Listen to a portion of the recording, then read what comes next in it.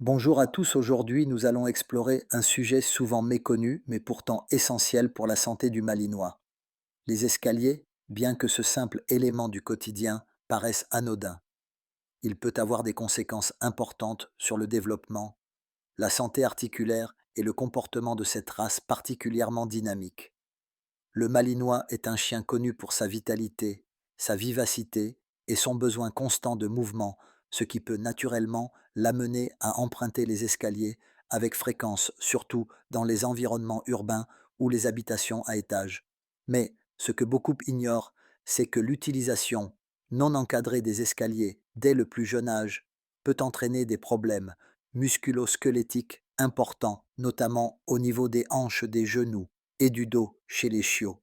Le système osseux est en pleine formation et les impacts répétés sur les marches peuvent créer des microtraumatismes difficilement perceptibles au départ, mais qui peuvent engendrer des déformations ou des douleurs chroniques. Une mauvaise expérience dans un escalier, comme une glissade ou une chute, peut également provoquer une peur durable, voire un refus total d'emprunter ce type de passage, ce qui peut poser problème en situation d'urgence ou dans un contexte de travail pour les chiens de sécurité ou de recherche. Les conséquences à long terme ne sont pas à négliger, car elles peuvent impacter la mobilité globale de l'animal et précipiter des pathologies articulaires comme la dysplasie. C'est pourquoi il est crucial d'introduire les escaliers de manière progressive en adaptant les surfaces pour les rendre moins glissantes, en évitant les montées et descentes trop fréquentes chez les chiots, en réservant ces passages au moment où le chien est calme et sous contrôle, et en favorisant les exercices musculaires parallèles qui renforceront les articulations de manière naturelle, comme la marche en laisse sur terrain varié ou la natation pour les malinois adultes habitués aux escaliers. Un suivi vétérinaire régulier est recommandé, notamment en cas de signes de douleur ou de refus d'emprunter les marches. Il faut aussi prendre en compte la charge musculaire que le chien porte selon ses activités quotidiennes et veiller à ne pas sursolliciter les membres postérieurs.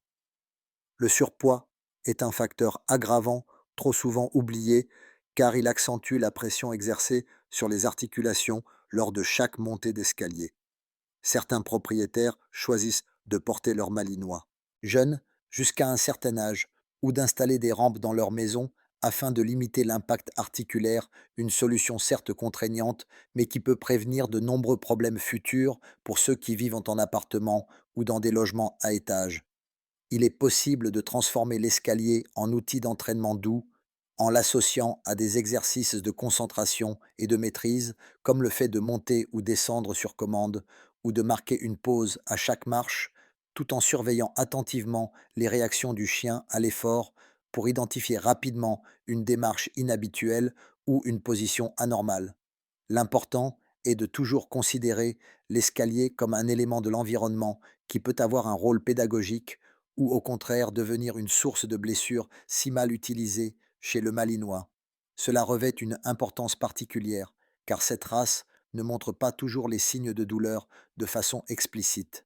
Il faut savoir observer les signaux faibles, comme une hésitation, un ralentissement ou un changement dans la façon de poser les pattes, et dans tous les cas, éviter de transformer les escaliers en terrain de jeu frénétique, surtout dans les moments de grande excitation, car cela peut multiplier les risques de traumatisme. Il est préférable d'apprendre au chien dès le départ que l'escalier se prend calmement sur commande et non comme une zone de course ou de poursuite, en intégrant cette notion dans l'éducation quotidienne.